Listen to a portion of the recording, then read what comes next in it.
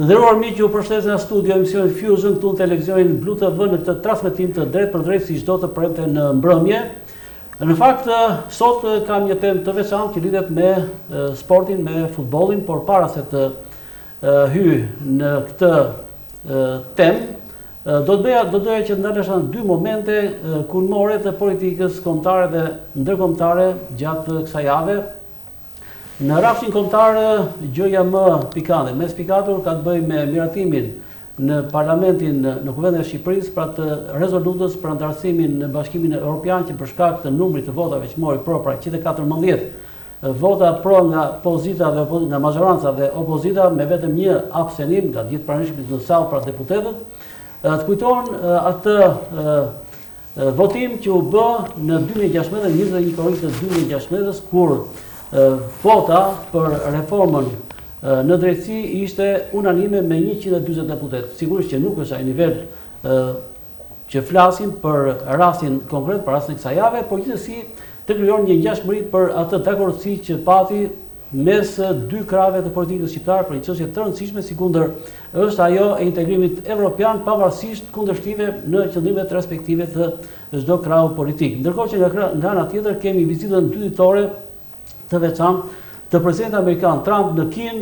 ku priti homologu i vet dhe zyrtarët më të lartë të qeverisë kineze në një vizitë e cila duhet thënë se ishte vizitë historike të paktën nga ajo çka e formulojnë, e artikulojnë, e perifrazojnë pra analistët dhe njohësit e zhvillimeve ndërkombëtare. Madje në këtë rast ka dhe kjo vizitë një ngjashmëri që ka të bëjë me atë që lidhet me vizitën e ish presidentit amerikan Richard Nixon në 72-shin në Kinë, ku prit nga homologu kinez, pra Mao Zedong, në vizitë që ishte historike, shënoi pikfillimin e një epoke të re në aspektin në rafshin ndërkombëtar, ashtu si kundër dhe vizita e fundit pra 2 ditore e presidentit Trump në Kinë shënoi gjithashtu një piknisjen e një epoke ndoshta të re në zhvillimet ndërkombëtare, duke nisur nga fakti pra që kriza globale e cila mori tone të larta, mori pikë të larta në atë që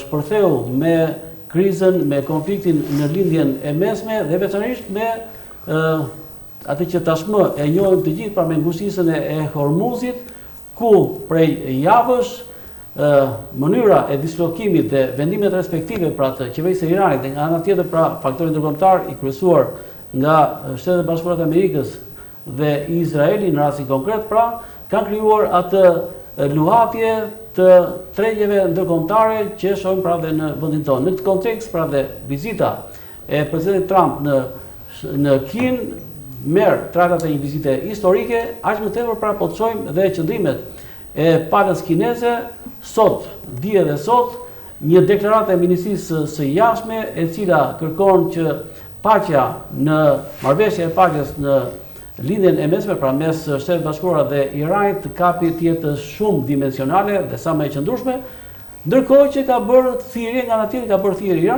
Iranit për të hapur kanalin e Hormuzit si një shprehje e vullnetit për të arritur një marrëveshje e cila është ajo që duhet të jetë pra për gjithë njerëzimin e pamësot, edhe në një aspekt tjetër pra në rrafshin ekonomik, sepse edhe luhatja e çmimeve, rënja e çmimeve të naftës dhe të benzinës, pra të karburanteve, ishte pavarësisht jo shumë e theksuar, por ishte reflektim i drejt për drejt i këtyre zhvillimeve. Dhe në këtë moment kthehemi pra në temën e ditës që ka të bëjë me sportin, pra me futbollin. E dim tashmë prej ditësh atë që ndodhi me skuadrën e flamurtarit në futboll pas një nisjeje, që do të thënë një nisje shpresëdhënëse e këtij kampionati në Super League, pra në abisnet superiore. Në fund, në finish të këtij kampionati, flamurtari pra e pa veten jashtë kategorisë më të lartë, pra jashtë superiores në Shqipëri.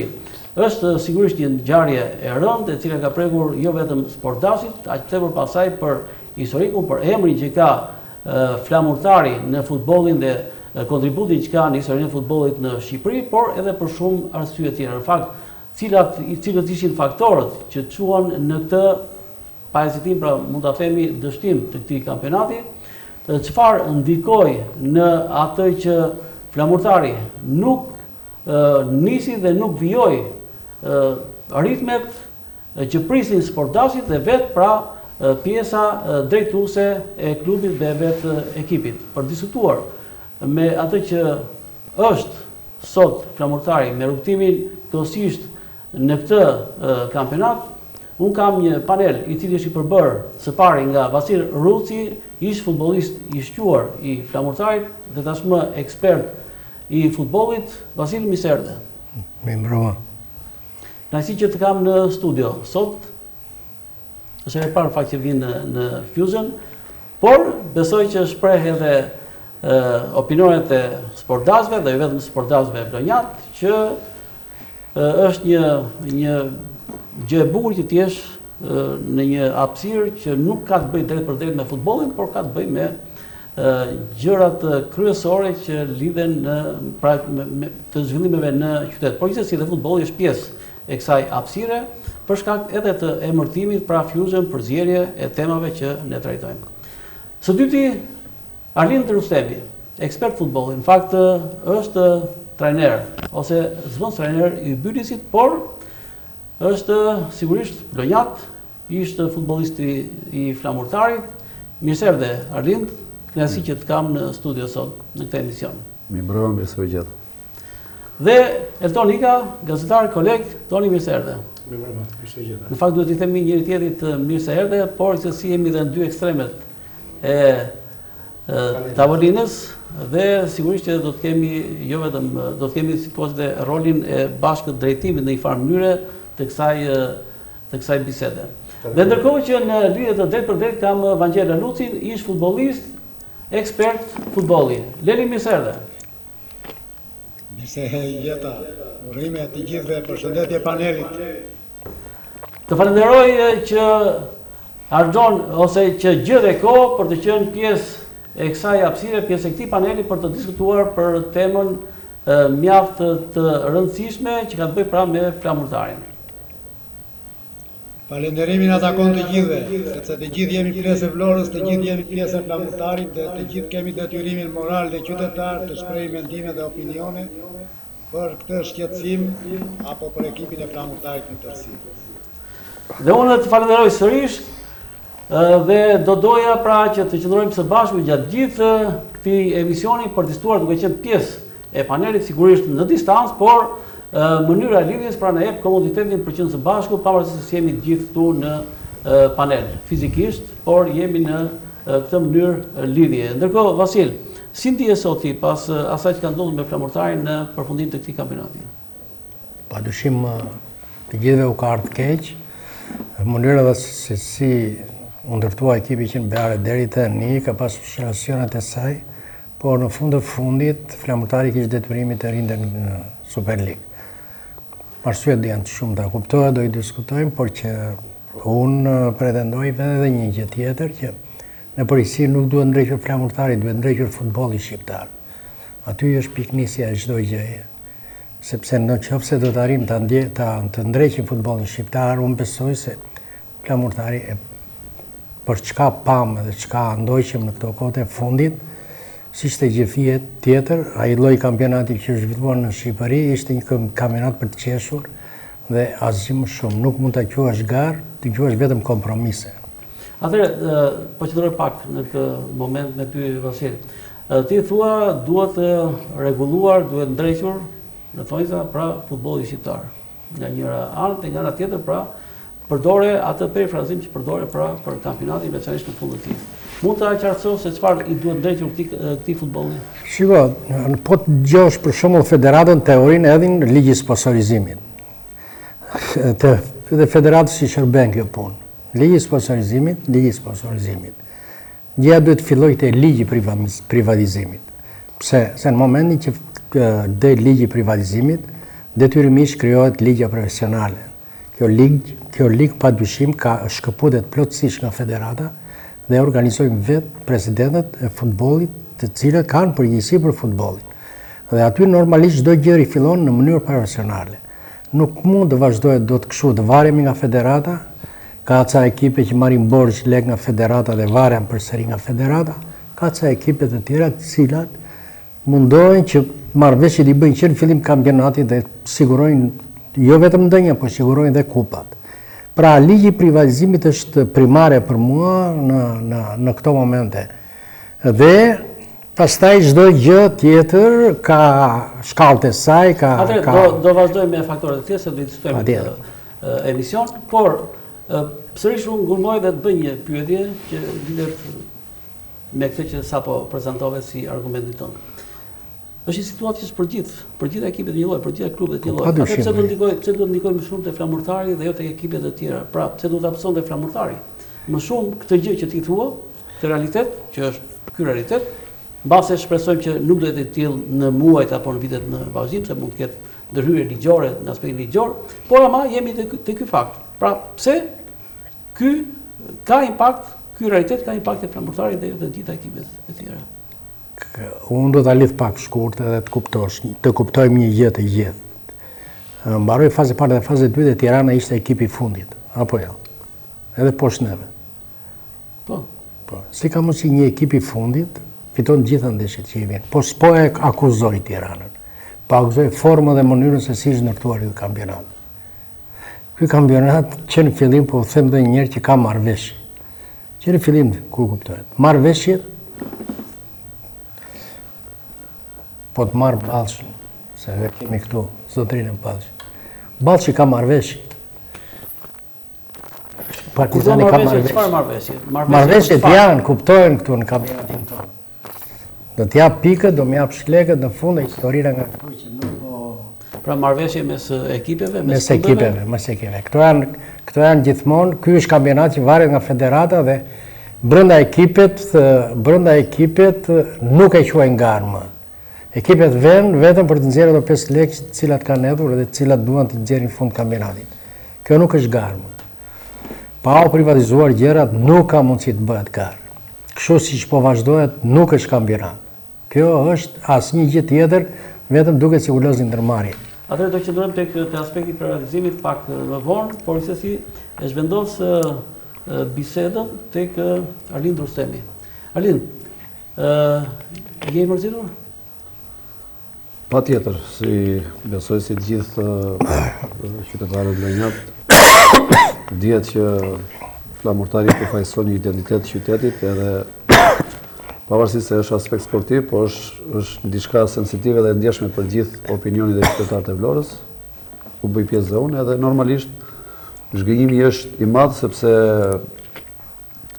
pas shumë vitesh që flamurtari militonte në kategoritë inferiore, në kategoritë parë kryesisht, më në fund i arriti qëllimin që të shkojë në abisën superiore. Dhe si gjithë neve pristim një sezon me thënë të drejtën që flamurtarit bënde diferencën dhe ashtu si që është trumbetuar me të madhe për investimet që u bënë qoftë në infrastrukturë, qoftë në lojtarë dhe në stafe, në çdo aspekt flamurtari ishte një ekip i kompletuar. Dhe në fund ti pret që rezultati të jetë ndryshe dhe vërtet ishte shumë zhgënjës.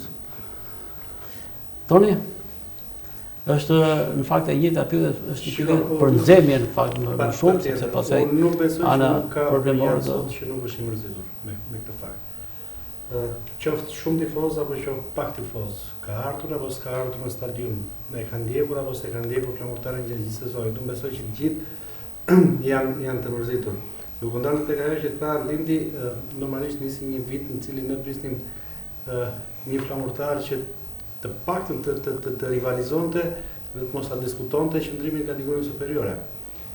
Ose të paktën të renditej në 4 ekipet e para me ato që komentuan për investimin në fillim të sezonit. Fatkeqësisht sot jemi në një realitet krejt ndryshe dhe flasim për një flamurtar të rënë kategorinë e parë me mbjetez vetëm një sezon në kategorinë superiore pas plot 5 vitesh në kategorinë e parë, u rikthye, u shpresua shumë, një qytet i tërë, tifoza që nuk munguan në stadium, por për fat keq përipërsisht po dalë një tjetër, nuk ka vëriat sot që nuk është i mërzitur me flamurtarin. Atëherë, të bëjmë një retrospektiv, pra kthehemi në prag fillimin e kampionatit ku flamurtari pas një faze përgatitore të zhvilluar si rallkush ndoshta nga ekipet e tjera të Superligës, pra një fazë përgatitore e realizuar, e kryer në Turqi, pastaj ato investimet realizuara, stadiumi i rinovuar, pjesa infrastrukturore, pra me një që të krijonte pamjen e një ekipi që vërtet ishte për tu admiruar. Kampionati që filloi me dështimin e parë, mos gaboj, ka qenë ndeshja me Elbasanin, dhe pasaj ajo e curi e cila ishte në nivelet të tilla që pak nga pak, pra sportdasit vetë lojtarët vetë klubi filluan të përjetonin një shije e cila ndoshta nuk përputhej me ato të fillimit. Dhe para se të vijoj me këtë përshkrim, atëherë i drejtojmë Vangjela Luzit. Leli. Jendi, pra është Leli, atëherë duke patur parasysh dhe pyetjen e përgjithshme që unë bëra në këtë fillim bisede. Në fakt si ndihesh? Shiko, jo Arilla, problemi është që çdo vlonjas pa tjetër që nuk ndihet mirë nga rënja nga kategoria. Di pse? Sepse kur bie një ekip si Flamurtari nga kategoria, jo pretendojmë, por realisht Flamurtari ka qenë dhe është ekip i madh, edhe pse ndodhi kjo që ndodhi. Atëherë, dhe zhgënjimi është i madh. E kupton? Gjithmonë Flamurtari, që të mos bëjmë edhe historinë, se ndoshta bëhemi dhe të bezditshëm, sepse jemi duke i përsëritur shumë herë, po ne prapë gjithsesi ne mbetemi krenar, çdo vlonjaz mbeten krenar për historinë e Flamurtarit, për simbolikën, sepse Flamurtari është identiteti i qytetit, sidomos ekipi futbollit, me gjithë respektin për gjithë sportet e tjera. Sepse është ka qenë gjithmonë një ekip që i ka dhënë tonin futbollit shqiptar, pavarësisht që nuk është vlerësuar edhe me trofe për atë që ka bërë Flamurtari, për arsye subjektive. Po s'ka rëndësi, kjo i përket i historisë. Problemi është që ne dështuam të kampionat. Duhet ta pranojmë që dështuam. Dështuam, po pikë së pari dështuam, jo pse nuk grumbulluam pikët. Dështuam si ndjeshmëri. Dështuam si kujtim, dështuam sepse nuk dinim të respektonim qoftë edhe peshën e panellës. Dhe këtë ngarkohen me faj ata që u morën me organizimin e ekipit, me ndërtimin e ekipit. Duke na sjellë ne disa lojtarë që ishin të vegjël. Nuk ishin shumë të lehtë për të mbajtur peshën e rëndë të historisë së Flamurtarit, panellës së Flamurtarit. Pra, ata nuk e kishin kuptuar, që nga fillimi deri në fund se ku militonin, se ku bënin pjesë. Sepse ishin kapacitet, jo për fajin e tyre, ishin kapacitete të limituar, që nga blerjet që u bënë me lojtarë që nuk e meritonin atë panellë. Çmimin e kishin të madh, po talentin e kishin të vogël. Pra, në këtë aspekt u ndërtua një ekip për mua i dobët, mediokër. Dhe unë e kam thënë të paktën, unë e kam thënë që në ndeshjet e para, që ky ekip do të luftonte për të mbijetuar. Uroja që unë fjalët e mia mos të dilnin, bile doli çik më keq, jo mbijetuam, në neve ranga kategoria, dhe kjo për turbin e gjithë atyre që u morën me organizimin dhe përgatitjen e ekipit. Kjo nuk është për ta lexuar si tragjedi, duhet të thënë edhe kjo pjesë, sepse Flamurtari do të ngrihet prapë, do të vej atje në atë vend që i takon, por që duhet të reflektoj, të ketë reflektim. Ka mundësi të ndryoj një sekond, Leli, një sekond, të ndryoj diçka, një sekond. Këtu flasim për futbollin, po flasim për Flamurtarin. Këtu ka ndodhur gjëja më e tmerrshme që mund të ndodhë në futbollin shqiptar. Një portier i Ballçit, më duket francez, kujtim ç'a ishte, ka lënë ndeshjen dhe ka ikur nga fusha. Tani o duhet flasim për futbollin, se çfarë po ndodh në futbollin shqiptar, ose hajde po idhemi se dakord jemi që Flamurtari s'pati paraqitje të mirë, Flamurtari s'pati njerëz të duar e tjera. Përgjegjësinë e kanë dhe nuk diskutohet se e kanë ata që e kanë bërë. Por problemi është i futbollit, Leli. Kjo gjë që ndodhi si vjet do ndodh më keq vitin tjetër, për arsye sepse ekipet i kanë borxhe ekipeve. Kampionati tjetër do vej akoma më keq. Ekipet që kanë lënë ndeshje pa dyshim vitin tjetër a kanë borxh. Dhe ti pretendon që vitin tjetër do ketë kampionat. Ti lëm këto të flamurtarit, dakord jam unë, që këtu pati gabime. Nuk diskutohet. Tu është problemi i futbollit shqiptar. Tu është problemi i të gjithë, duke filluar nga fëmijët dhe duke përfunduar lart. Më thuaj një ekip i fëmijëve që është në që bëhen privat janë të licencuar, më thuaj, çfarë janë këto historira? Kush paguon të atime? Si bëhen fëmijët pa u mjekuar, pa patronaliza, si mund të rriten fëmijët pa specialist? Këtu flasim për shumë gjëra, flamurtari dakord, siç ka rënë dhe tjera do ngjitet prapë. Po nuk është problem flamurtari. Këtu është problemi futbollit shqiptar. Këtu shikohet vetëm një kombëtar edhe ka që mbyllim historinë. Këtu është për tikur sot. Edhe mos u marr më, as unë s'vim më të diskutojmë. Këtu jam më vetë kot. Profesor, më falë të ndërhyj, kam përshtypje që problemi i futbollit shqiptar nuk është vetëm si vjet. Padyshim, s'kem që si vjet. Si vjetari që vijon. Por ju e pat shumë mirë, ai doli nga porta, ata nuk losën këtë kampionat. Dhe iku mori rrugën. Pse?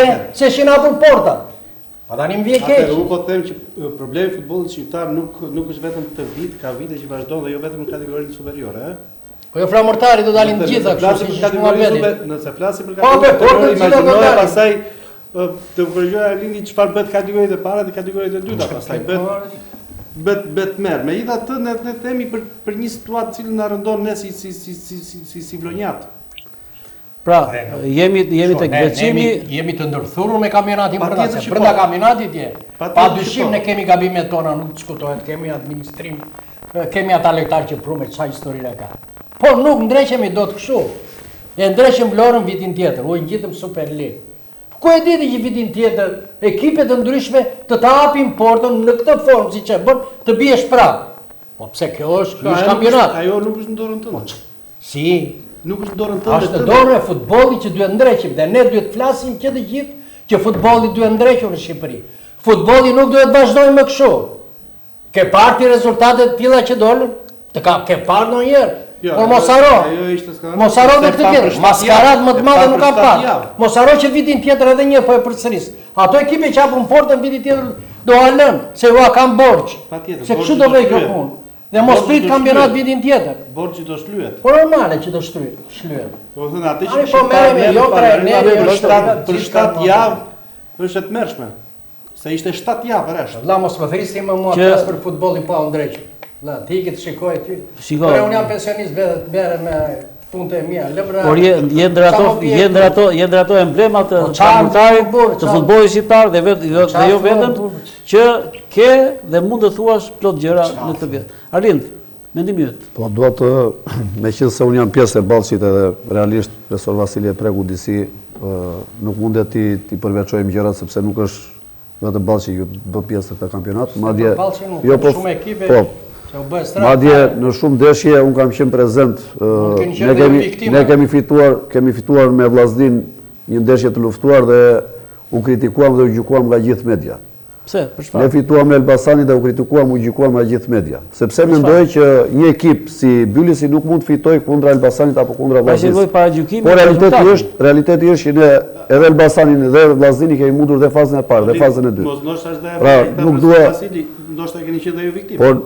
Shko, realiteti është, në moment që një skuadrë bjena kategoria, do të thotë që është një nga ato skuadra që është penalizuar më shumë, siç mund të jetë flamurtari. Por unë nuk dua ta gjykoj sportin edhe dështimin e flamurtarit dhe ta kategorizojmë vetëm tek pjesa e asaj që ndodhi javët e fundit, do thoja. Sepse duhet të analizojmë kampionatin për 36 javë, nuk mund të analizojmë kampionatin vetëm për 5 javë. Shënojë 3 fitore flamurtari apo jo? 3 fitore që sepse atëre nëse flasim me të njëjtën njësi, po themi që edhe flamurtari me Partizani nuk fitoi vet, me Egnati nuk fitoi vet. Nëse flasim njësoj.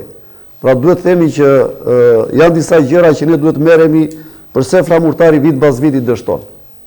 Sepse nuk është një vit. Pikërisht, pra duhet të nxjerrim një konkluzion, të bëjmë një analizë të thellë dhe të marrim masa që problemet në organizim, në menaxhim dhe në njerëzit që e drejtojnë klubin e flamurtarit, duhet të mos bëjnë të njëjtat gabime vit mbas viti. Dhe unë them si njëri që jam pjesë e sportit, por duke qenë që jam jashtë atij klubi, e gjykoj nga jashtë. Dhe për mua gabime janë bërë vinë bas viti. Dhe si pasojë këtyre gabimeve, ne kemi dështuar. Mos të justifikohemi,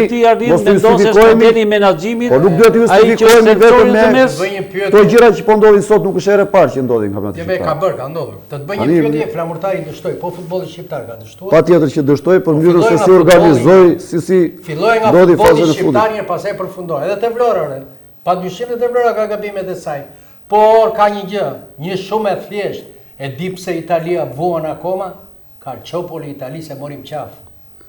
Calciopoli Italisë e morim qaf Italin. Dhe ka 2-3 kampionatë që s'vete dot. Dijon, futbolli i ndershëm është futbolli i ndershëm. Bëhet në Angli, bëhet në Spanjë, bëhet në Gjermani. Atë kërkojmë të gjithë, futbolli i ndershëm kërkojmë të gjithë. Flamurtari padyshim, flamurtari ka gabimet e saj dhe ka plot. Hyjmë dhe i diskutojmë. Por para flamurtari ka dështuar futbolli shqiptar. Kjo është më e rëndësishme. Dhe hajde të flasim si ka mundësi të ndreqet ky lloj sporti. Se nuk ka mundësi të vesh stadium tani, edhe një nga një të tikit e spektatorët, se kanë marrë vesh dhe ndeshin sa ka dalë, sa është bërë. Tani janë ca gjëra që duhet ndrequr. O të vemi në themel, ose po vemi. Te Vlorare, e dim në trajneri që erdhi, s'qe shumë i mirë, i dyti akoma më i keq, shanëci, blerjet këqia. Atëre pikërisht, atëre shohim, atëre ku qëndron problemi. Qëndron te modeli i menaxhimit, po flasim për nga takon ne, pastaj të kalojmë aty ku thua ti, Vasil. Mendoj që do të shikojmë ku jemi, çfarë kemi bërë, çfarë duhet bëjmë më mirë, pastaj villime te futbolli shqiptar, por ne jemi pjesë e kësaj gjëje, jemi pjesë e kësaj atmosfere, pjesë e këtij realiteti. Atëre, Arlind, me sa shoh ti i mëson modelit menaxhimit flamurtarit si problemi kryesor? Po, në moment që ne po flasim për flamurtarit dhe të gjykojmë dështimin e flamurtarit, sepse për mua është dështim, fakti që ne sot jemi në këtë studio dhe po diskutojmë faktorët që ndikuan tek rënia e flamurtarit, nuk mendoj që është vetëm problemet dhe ato që ndodhin në kampionatin shqiptar, se realisht nuk është se ndodhin vetëm këtu, por si ky sezon, domethënë mbyllja ishte vërtet shumë e hetur dhe lë shumë për dëshiruar për ne që jemi pjesë e sportit dhe duam një garë të ndershme, se në fund ditës futbolli luhet për spektatorët dhe spektatorët kërkojnë një garë aty në fushë, pavarësisht pasaj kush fiton apo mbet. Pra ka humbur pak ajo vërtetësia, po themi, e garës. Për sa i përket pasaj dështimit flamurtarit, unë nuk mendoj se është vetëm të ndajmë ato përqindjet, nëse do të ndani me përqindje, unë 60% të peshës fajit ja vë drejtuesve të flamurtarit dhe 40% pasaj është pjesa e stafit. Nuk mundet të flasim vit për vit trajneri lojtarët, sepse janë vite tashmë që ne diskutojmë vetëm trajneri lojtarët. Po ata njerëz që i zgjedhin këta trajnerë apo këta drejtues, ka ndonjë përgjegjësi apo nuk ka përgjegjësi fare ai që zgjedh stafin teknik dhe stafin drejtues? Kur thua drejtuesi flamurtarit, çka ke parasysh? Drejtuesi teknik? Pra trajnerin, drejtorin normalisht sportiv apo një klub në krye të vet ka presidentin. Po. Pastaj ndahet organigrama, stafi drejtues dhe pastaj stafi teknik. Pra duke filluar nga sipër, zjaten ato degët dhe mendoj që pjesa kryesore e organigramës është presidenti. Nuk mjaftojnë vetëm financat në futboll. Pra presidenti jon i nderuar ka investuar shumë, ka bërë mbi kapacitetin që prodhon sot futbolli shqiptar në aspektin financiar, sepse është realitet tashmë, por duhet ketë një përgjegjësi më të madhe dhe peshë më të madhe në selektimin dhe përzgjedhjen e njerëzve që punojnë atë klub. Burimet njerëzore janë shumë të rëndësishme. Toni? Jam dakord, duke nisur po e lidh për shkak përzgjedhjen e drejtorit sportiv, me që ti e përmendë. Mua zgjedhja e drejtorit sportiv, sepse ati u la në dorë, në mos gaboj, përzgjedhja qoftë stafi teknik, trajnerit spanjoll që erdhi, qoftë edhe gjithë këta të cilët poziohet që në korrik, për bazën përgatitore, duan pushimin e të gati një muaj. Dhe ku jemi? Ai e bëri përzgjedhjen e trajnerit, bashkë me trajnerin dhe drejtorit teknik.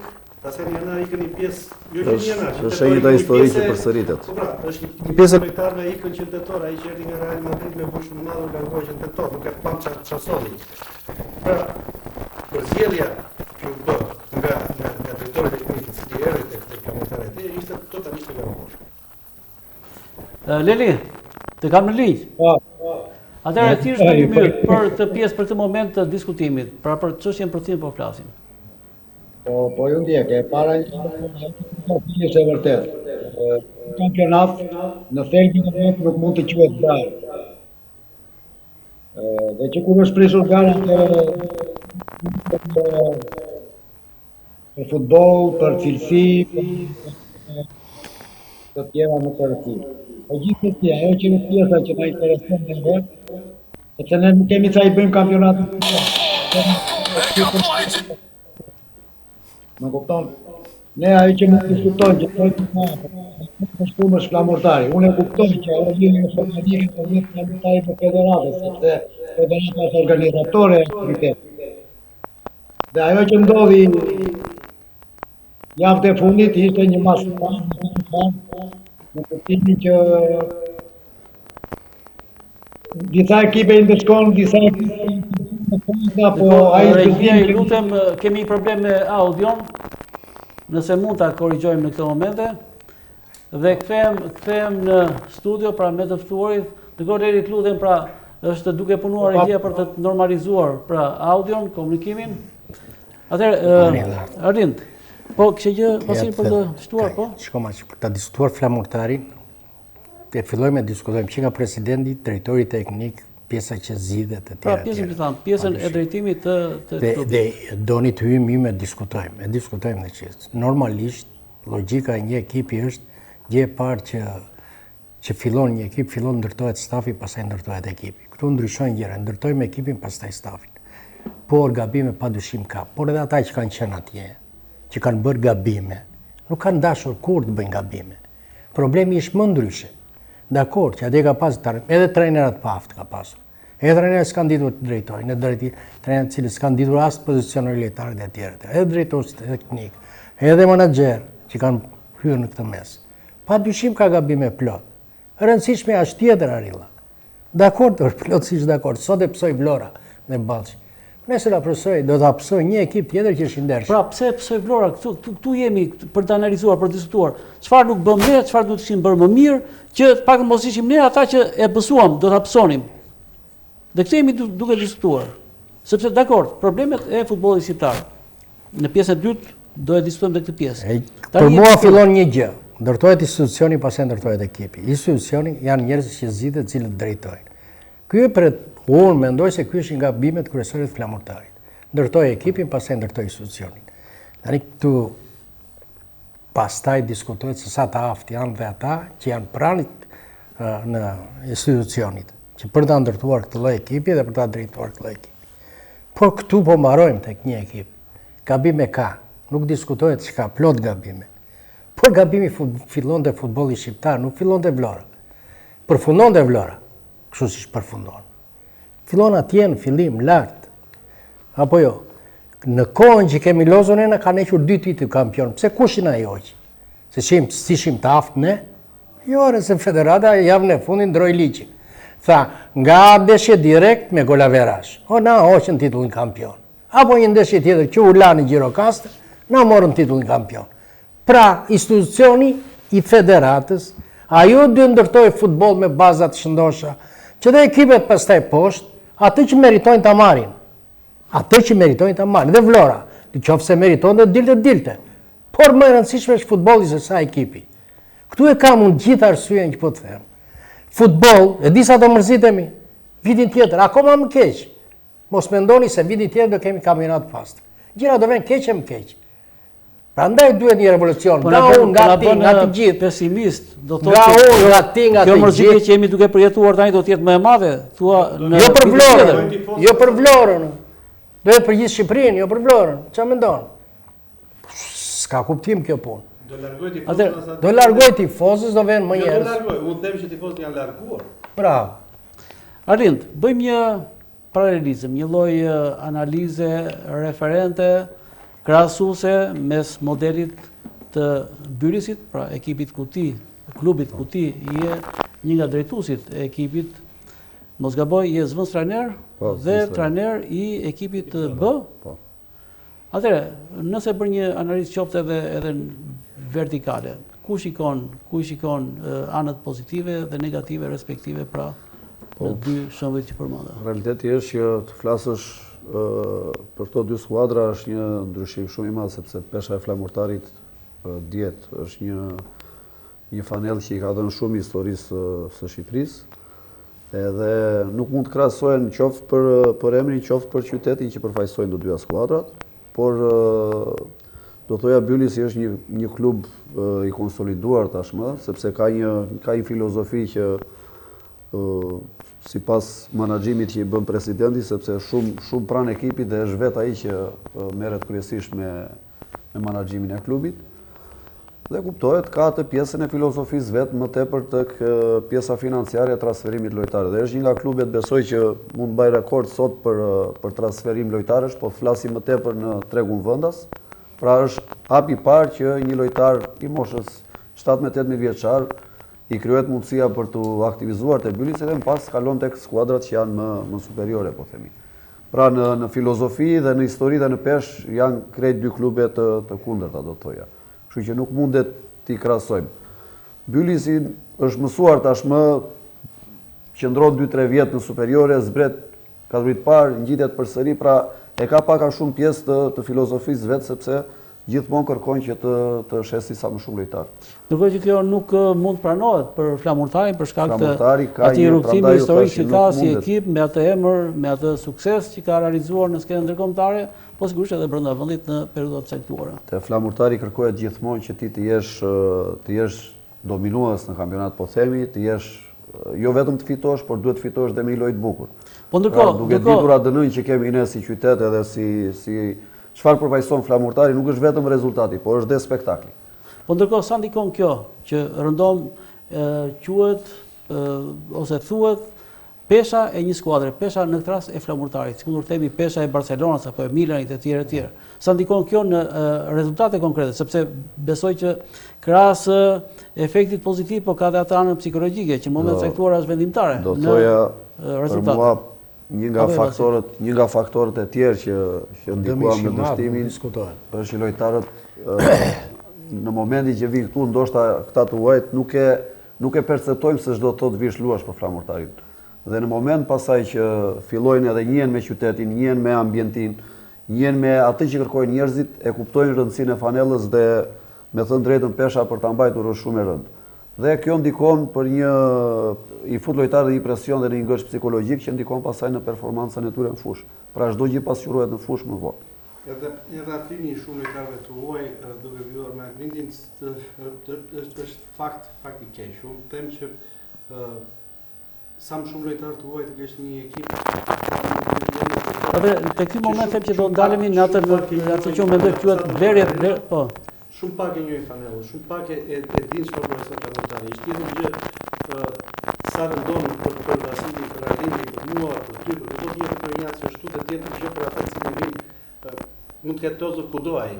Kur vim këtu tek Flamurtari duket vetë sikur ka ardhur në një ekip periferik që mund të luajë pa pasur lloj problemi, pastaj kur bëhet në realitetin është komplet ndryshe. Po ky krijon një lloj ngërçi në mënyrën se si patjetër që po.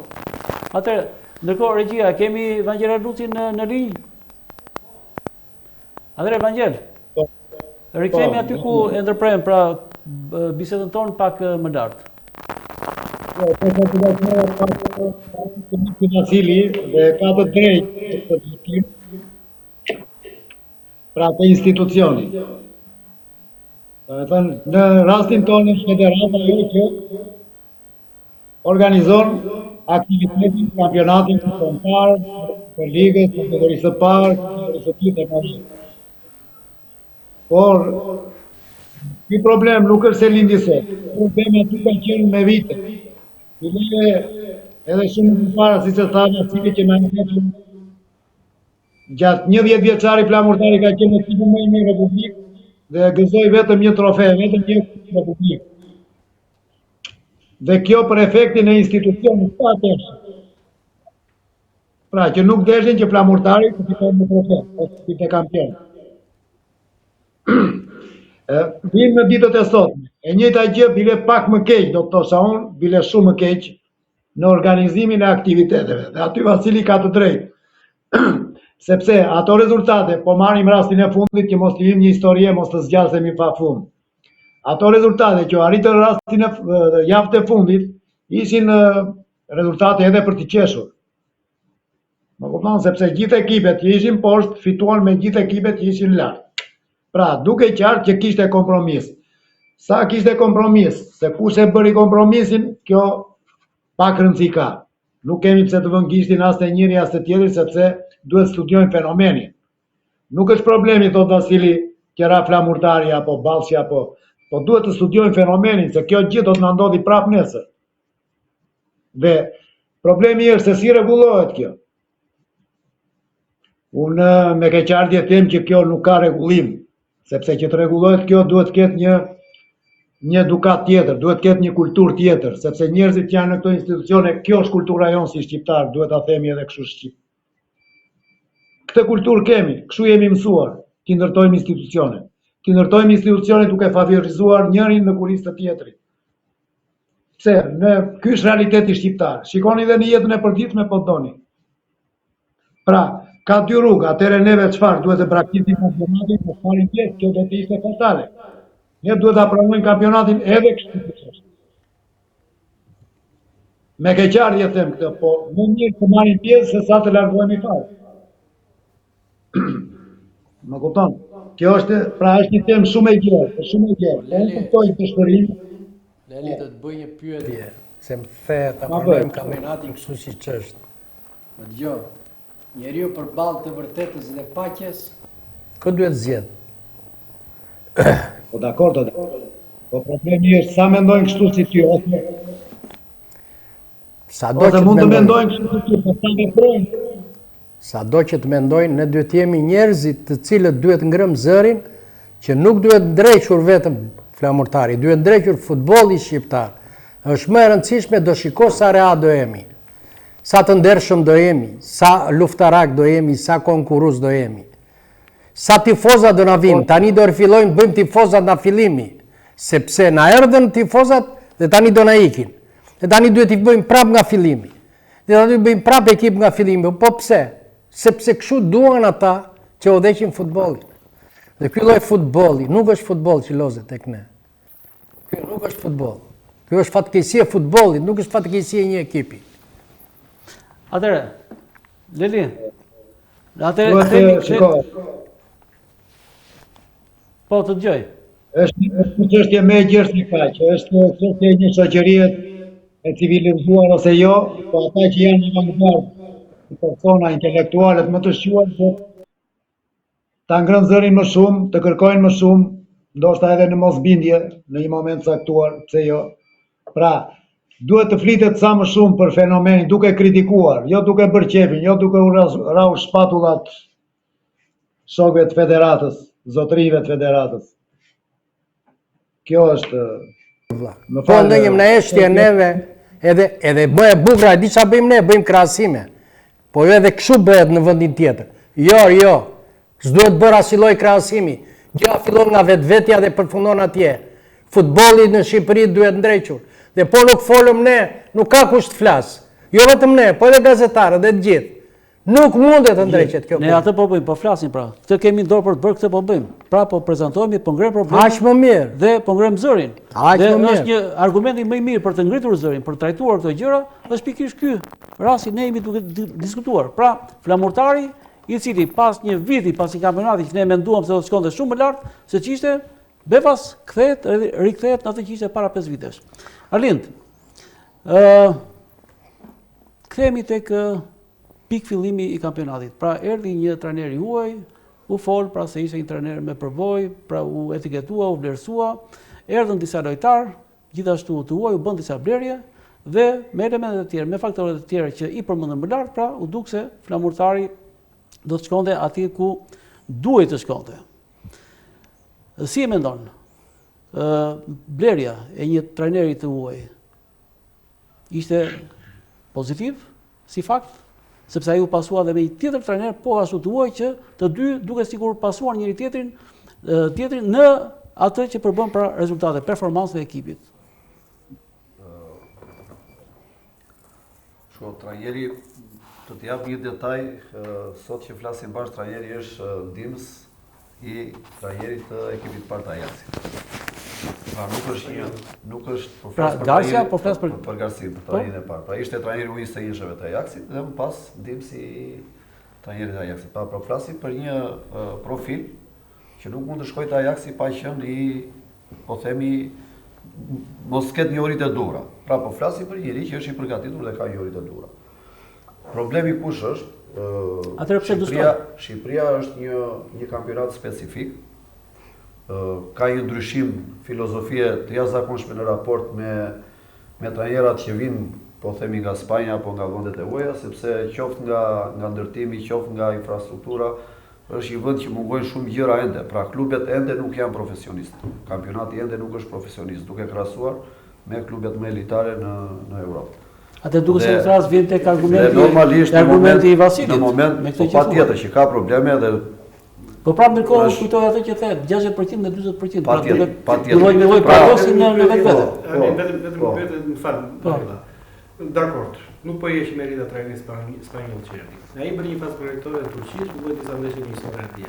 Kontaktin e parë me futbollin shqiptar e pati në javën e parë të kampionatit. Pra, ai u ndesh me realitetin e futbollit shqiptar pa e njohur fare dhe pa ardhur të bëj qoftë ai ndeshje miqësore.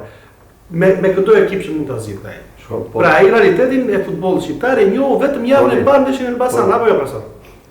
Nuk kam bindjen time, po nejse. Po jemi për t'i thënë, dihet edhe argumentat. Ideja është kjo, për informacionet që kam marrë për shembull për fazën përgatitore, sepse po flasim shpesh për fazën përgatitore, që është një moment shumë i rëndësishëm dhe krucial për një skuadër futbolli, sepse është gjysma e fazën përgatitore çfarë ke parasysh?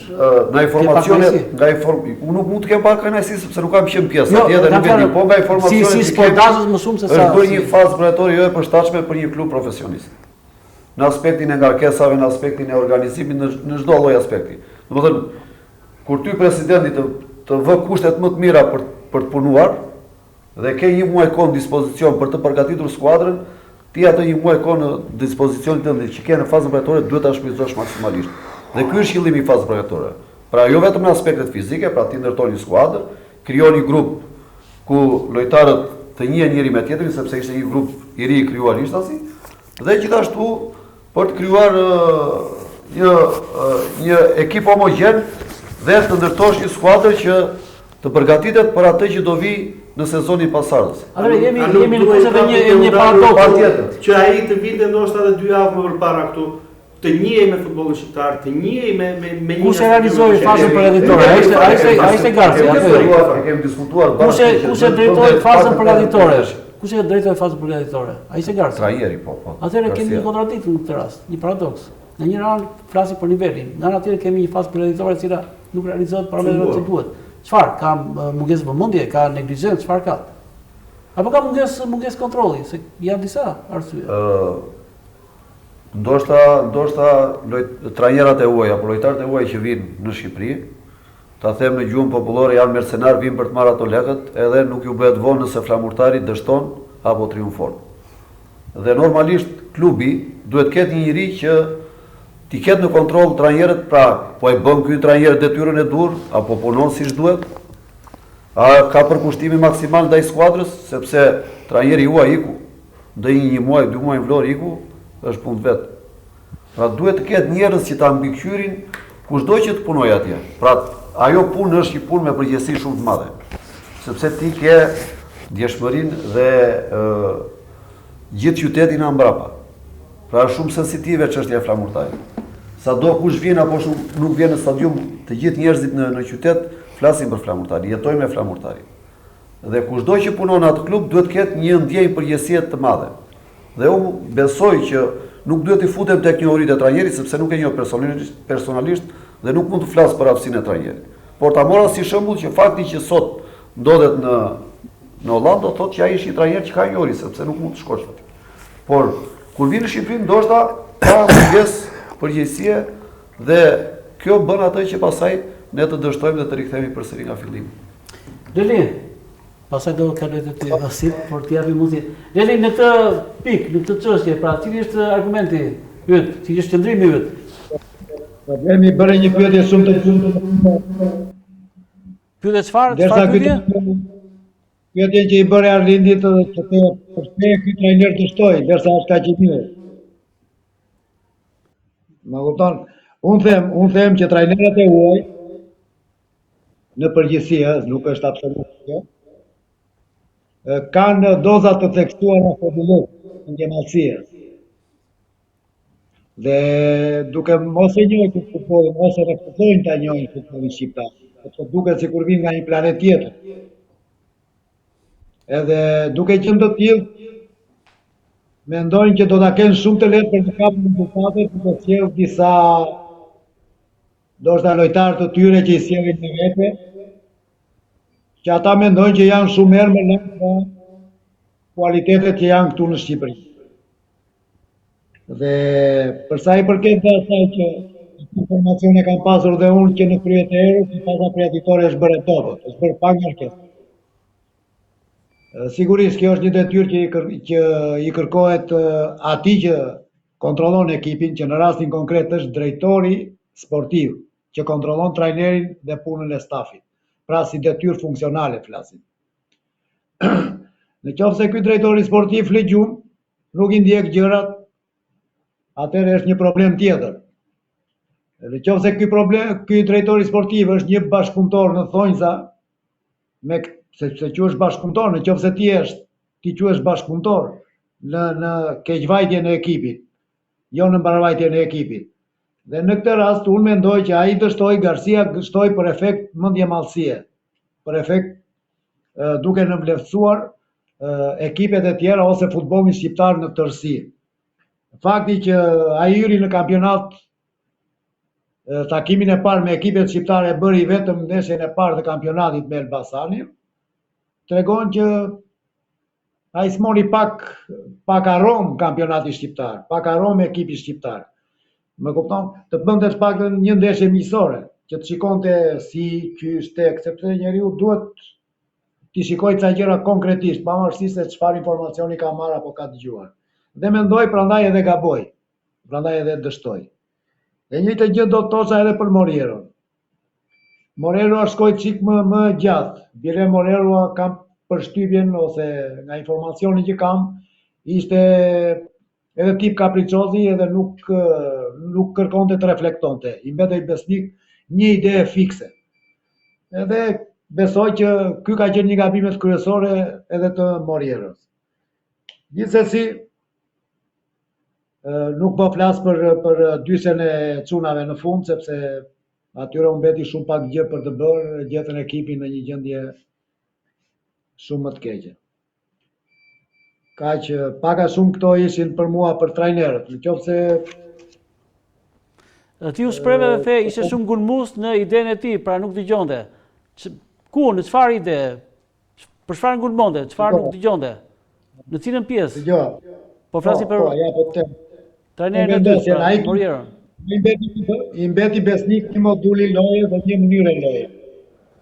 Tani nuk mund të luash një lloj ti, si me Tiranën, si me Bylisin, si me Korçën, si me me çdo lloj ekipi. Sepse çdo ekip ka specifika të tjera. Dhe ti në çdo ndeshje do kesh ndryshime, dhe gjatë ndeshjes bile, disa herë gjatë ndeshjes mund të bësh ndryshime, module, ndryshime, manovrash e tjera e tjera. Është e gjë që Moriero në mënyrë specifike nuk e pam këtë gjë. Ajo që mua më revoltonte gjatë gjithë kampionatit ishte qëndrimi me tempo. Duke rreshtuar 15 fushor në një linjë, duke ditur shumë mirë që ekipi mbrojtjes tek neve ne përzgjedhja që është bërë, sidomos tek reparti mbrojtjes, ka qenë nga përzgjedhjet më të dobta. Sepse u mungonte fanatizmi, u mungonte markimi fanatik. Do të thënë që atë që duhet të ketë një mbrojtës, që është detyra e tij parësore. Gjithsesi, ato mund të pranohet në një ndeshje, në dy ndeshje, por nuk mund në gjithë trajektoren e kohës që ai qëndroi si trajner. Dhe për këtë unë mendoj që u ndëshkua. Nëse ai do të kishte rregulluar të paktën repartin e mbrojtjes duke përforcuar. Dhe format e përforcimit janë nga më të ndryshme. Se unë mora shembullin që luaj me 3 mbrojtësa, po mund të luaj dhe me 5 mbrojtësa, mund të luaj me 4 mbrojtësa, me 2 kontrollor përpara, ose me 1 kontrollor përpara. Pra ka disa forma ose me detyra specifike duke zbritur me sfushori i kraut sipas lojtarit që ka ekipi kundërshtar, më kupton. Janë disa manovra, domethënë që po ti shikosh në tërësinë e vet, ne nuk i pam te Moriero. Edhe unë prandaj them që ky për këtë arsye dështoi. Dështoi po na solli një dëm të madh. Se ndoshta po të kish marrë disa, të kish bërë disa veprime pak më të madhura ose të kish dëgjuar po themi në Shqip. Diçka, ndoshta e flamurtari mundet mos kishoj nga kategoria. Kthehem tek Vasilusi. Vasil, qëndrimi yt për këtë pyetje për trajnerët e huaj. Ndërkohë pas kam një pyetje specifike për ty. Qa të themi për trajnerët? Duhet ty fare në element kështu. Një trajner i huaj apo një trajner vënjat apo shqiptar? Shko, një trajner i huaj që të vijë në Shqipëri, gjën e parë, duhet të plotësoj 3 element. Para si do përcjell idetë e tij. Dhe dyta të njëjë mentalitetin shqiptar dhe pastaj të njëjë edhe kampionati shqiptar. Qofse arrin këto 3 bashkë, nuk i bën dot bashkë, nuk ka mundësi të ketë sukses. Pastaj nuk s'e thën që ti je trajneri i dytë, je trajneri i ekipit të parë. Trajnerët e dytë në përgjithësi, në parim, mund në raste të ralla, parim janë trajnerët cilët janë më shumë trajnerët cilët ndikojnë brenda psikologjisht dhe fizikisht brenda në ekip. S'është thënë të je trajneri i dytë dhe duhet të jesh trajneri i parë. Jo, unë të sjell pavarësisht modestisë time të njohjes futbollit apo të sportit përpara te, por unë sjell një ekip të madh i cili në rastet kur drejtuar në zvendës trajneri në fushë ka arritur. Ancelotti ka djalin zvendës trajner. Ancelotti po flas për një tjetër. Po prit një minutë, është shembull komplet. Aty po qëndroj. Trajner Ancelotti ka djalin. Trajnerin e tanisëm aktual, i cili ka kur ka qenë në kurset e mundjesës Allegri dhe ka arritur Ancelotti ka djalin zvendës trajner. Djali Ancelotti nuk bëhet kur trajner. Unë kësova një tjetër shembull. Me modestinë time të njohjes futbollit para te. Po rastin e Milanit, të zonës trajneri. Patjetër ka gjëra të veçanta. I cili në 3-4 ndeshje ka drejtuar, ka qenë i përjashtuar Allegri. Ka raste të veçanta, patjetër. Po s'e thon. Tek ekipi i parë është ky, po është trajneri i parë tek ekipi i dytë e ngjiti kategorinë. Po normal, ka edhe kështu, po jo, po të i rasti veçantë është ai i Arsenalit, ka qenë zonës trajneri Guardiolës. Ka dhe raste të tilla, po nuk s'e thon thash. Në të gjitha rastet, ai që është trajneri i dytë, ditë bëjt e trajneri i parë. Atëherë, Vasil, një pyetje të drejtë për drejtë ty. Ekipi ndërtohet në fillim të çdo kampionati, apo në prag të çdo fillimi të çdo kampionati. Ky është fakt. Pse ka një realitet tjetër me flamurtarin që në çdo fund dhjetori ose në fund dhjetorit rindërtohet ekipi? Ka një arsye, ka motive, po cilat janë arsyet? Po pse në dhjetor? Po sepse ndërtohet në bear. Se logjika është shumë e thjeshtë. Pra, një ekip nuk ndërtohet brenda një viti. Sofizma, ky është një sofizëm. Jo, sofizëm. Sofizëm është. Ja ta them pse. Unë them pse rindërtohet në dhjetor, ti thua sepse ndërtohet në behar ose në ver ose në gusht. Para fillimit të kampionatit. Pra, rindërtohet si sofizëm. Pse rindërtohet si fakt? Kategoria e parë. Kishte një bërtham lojtarësh. Flamurtar. Në kategorinë e parë u ngjit Super League. Dhe në behar u ndërtua 90% e flamurtarit. 1 ose 2 element ngelën. Tek ai flamurtar. Pra ai them ndërtohet në behar. Një ekip nuk ndërtohet brenda një behari. Atë pse te flamurtarit u rindërtua ekipi në dhjetor? Ka një arsye, ka një motiv. Çfarë ndikoi? Cili ishin faktorët që çuan në këtë? Dëm të madh i bëri 5 vjet, ato vite që në një kategori të parë. Po ne aty prapë kthyen tani. Pritim një sekond. Ajo ishte dëm psikologjik brenda tek flamurtarit. Dhe çfarë u bë? Logjika. Që ne me që erdhëm Super League, do fillojmë të blejmë lojtar. E kupton? Dhe blem goxha lojtar, blem shumë lojtar. Shumë lojtar të cilët nuk njihin Superligën. Janë të gjithë lojtarët që erdhën të huaj nuk e njihin Superligën tonë. Pra ne nuk morëm lojtar të huaj nga Ballçi. Ne nuk morëm lojtar të huaj që e një kampionatin tonë nga Korça, po marrun, apo nga Shkodra. Ne morëm lojtar të huaj si njihin fare kampionatin. Pra ishte veprimi i drejtë apo ishte i gabuar? Pra këtë po them, themi duke të shtuar, është më mirë kështu apo ashtu? Ose flamurtari duhet kishte minimumi lojtar me eksperiencë, të kishte 3-4 lojtar me eksperiencë nga kampionati shqiptar dhe të ishin shqiptar. Pra duhet kishte një ndërthurje të tillë. Dhe detyrimisht në dhjetor do bësh lëvizje, sepse gjatë rrugës këta njerëz edhe pra që do thotë vendimarrja ka qenë e gabuar. Më pas vendimarrjet gabuar. Dhe përgjithësi ka mbajtur drejtori teknik që ka bërë këtë punë, detyrimisht për përzgjedhjen që është bërë, plus trajnerat. Për mua trajnerat të dytë parë kanë qenë të dobët. Alit po. Të bashkojmë pak me atë që tha profesor Vasili, sepse ky është fakt tashmë që shumica e lojtarëve vinin nga kampionatet e huaja dhe nuk e njohin kampionatin shqiptar.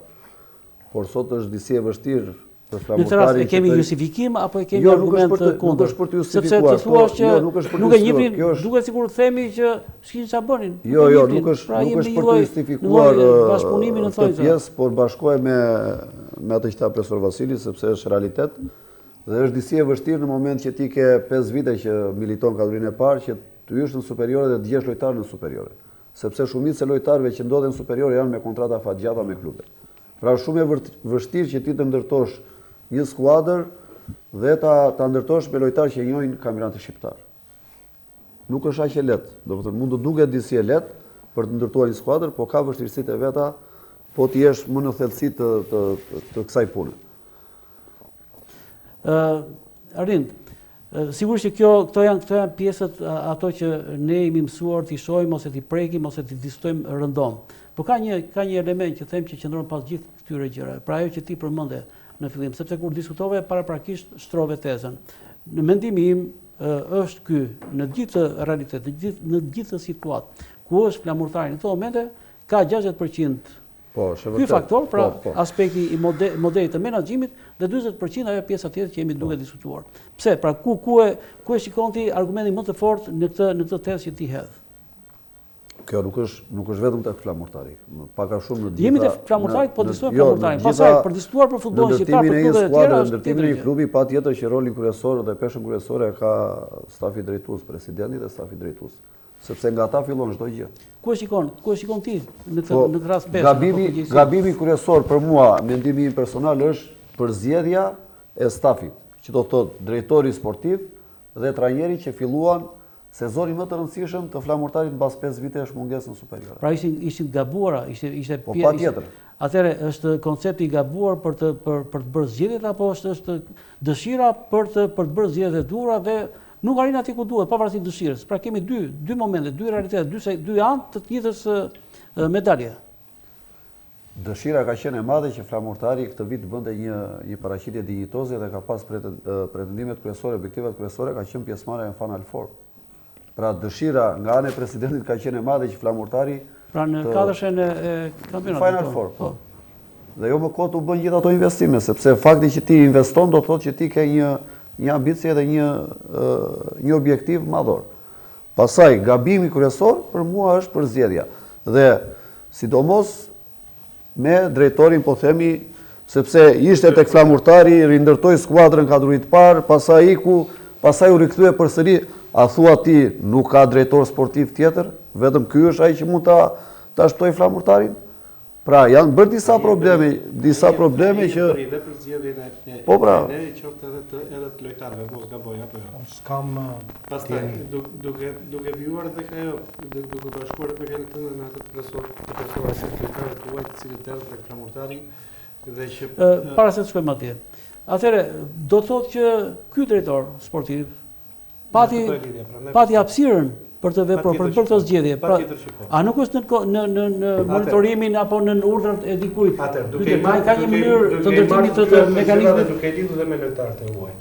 Asnjë nga qoftë drejtori, qoftë drejtori sportiv, po themi jo, drejtori sportiv që ishte i cili u largua, apo edhe trajneri, por edhe lojtarët nuk u vun përpara si tha profesor Vasili, që vinë këtu dhe nuk e njohin futbollin shqiptar dhe nuk e njohin Superligën shqiptare. Pra vinë nga një realitet krejndyshe dhe presin që të gjejnë një realitet në cilin mund të bëjnë çfarë duan dhe mund të jenë superior mbi të gjitha. Në fakt, ajo që gjejnë realitet është totalisht e kundërt. Ata nuk u vunë të njihnin realitetin e futbollit shqiptar. Pra u lanë atje për 4 javë, u bë si u bë ajo fazë kreditore. Pse u lanë? Po kohë që rezultatet e flamurtarit ishin ato që ishin.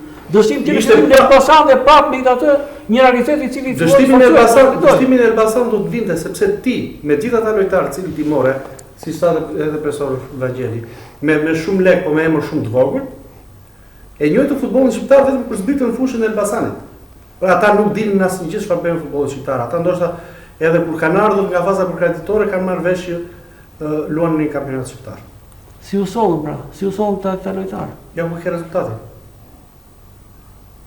Po si mund thuhet, pra, u sollën disa lojtarë të cilët nuk ishin ata që ishin. Ja ku ke rezultati? Përgjigjja më e mirë, ja ku ke rezultati. Ti je në kategorinë të parë sot.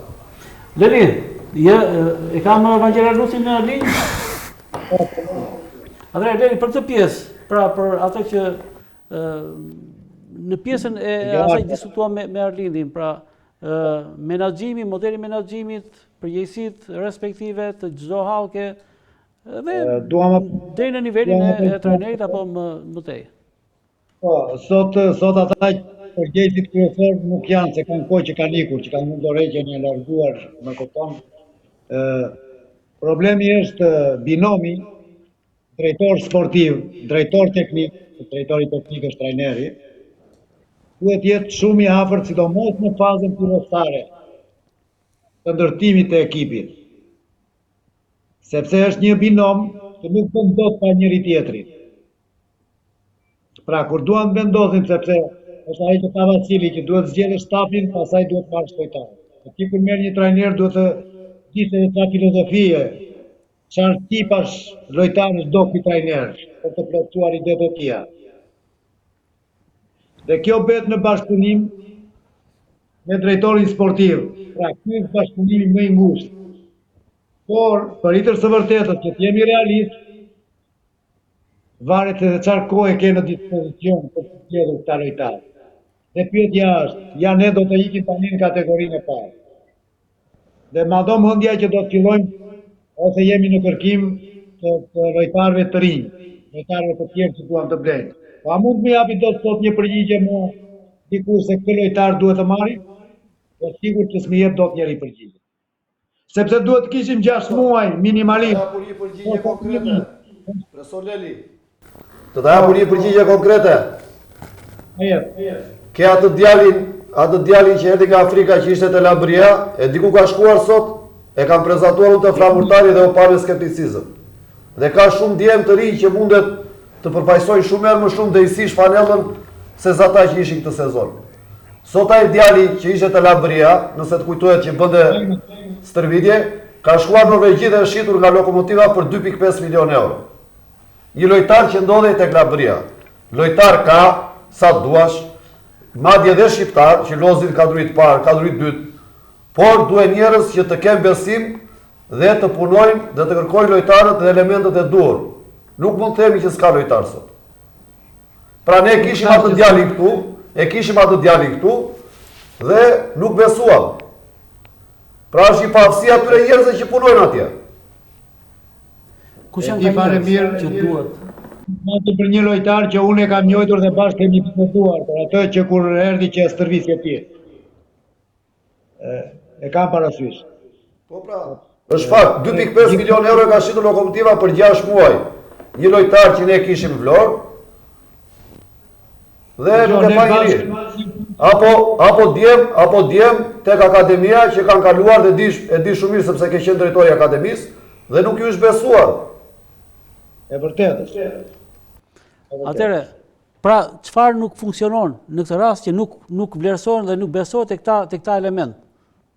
Që brenda një kohë relativisht të shkurtër shfaqen në cilësi tjera në aty ku shkojnë. Është shumë e lehtë që ta thuash me një fjalë se çfarë stonon. Është shumë e lehtë që ta thuash. Është një punë që shtrihet me kohë. Nuk është problemi se duhet të marrësh një vendim brenda një dite, brenda një jave. Pra, ka të bëjë me strategjinë e me politikën që bën klubi. Më kupton? Dhe kjo misërohet tek personat që drejtojnë klubin. Në rastin konkret, drejtori sportiv, trajneri, duke u kulmuar te presidenti. Po kjo bëhet në një bashkëndim veprimesh, bashkëndim mendimesh në atë parë. Më kupton? Dhe pasi merret një vendim, ose vendoset për të bërë diçka, lidhen disa piketa, për një X lojtar, 2, 5, sa mund të jenë. Atëherë, në një kohë të mëparshme, ti për këta 5 lojtarë ke ndërtuar një plan që do X scout do vetë i shikoj nga afër. Se nuk mund t'i marrësh ti kështu me video apo me rekomandime. Organizimi i klubit, kjo është ana organizative. Atëherë çfarë kanë që nuk shkon në këtë? Nuk kemi scouter. Që të ndjekin lojtarët që ne që t'i ndjekin. Dhe kjo është beton. Atëherë, një pyetje e drejt për drejt. A përfaqëson flamurtari një model efektiv të strukturimit, të ndërtimit, të mekanizmit, të ingranazhit të vet në menaxhimin e skuadrës të klubit, të skuadrës futbollit? Është djalë për së mbari. Jo, dhe ty ta bëj këtë pyetje, sepse Unë jam i shkëputur. Jo, Kam ikur nga... por kjo nuk do thotë që je shkëputur nga flamurtari, nga realiteti, sepse je ai që je. Nëse flamurtari do të kishte sot një strukturë të shëndosh në klub, nëse sot flamurtari do kishte bërë menaxhimin e dur në aspektin organizativ, do kishte gjetur njerëzit e dur, ne sot do të flisim ndryshe. Realiteti është ky që sot unë po marr një pjesë që më dëm shumë sepse kam punuar vetë atje tek akademia. Sot flamurtari e them me shumë keqardhje, që ka qenë një nga qytetet që gjithmonë ka prodhuar futbollistë dhe do vazhdoj të prodhoj sepse është ADN-ja jon. Sot aktualisht akademia e flamurtarit është në një ditë shumë të keqe. Dhe u bën vite tashmë që ne nuk po arrim të kthejmë dhe të kthejmë vëmendjen nga akademia. Që është shumë e rëndësishme në çdo lloj klubi, është shumë e rëndësishme akademia. Është baza dhe themeli shëndosh për breza dhe vite me radhë që ti do vazhdosh të kesh një skuadër kompetitive. Dhe nuk kemi pse të kërkojmë të gjejmë sot lojtar në kampionatet e tjera, kur shumë mirë mund të ktheni vëmendje tek akademia, të investoni tek akademia, të bëjë një mënyrë pune profesionale dhe ne nuk do kishim probleme për të gjetur lojtar.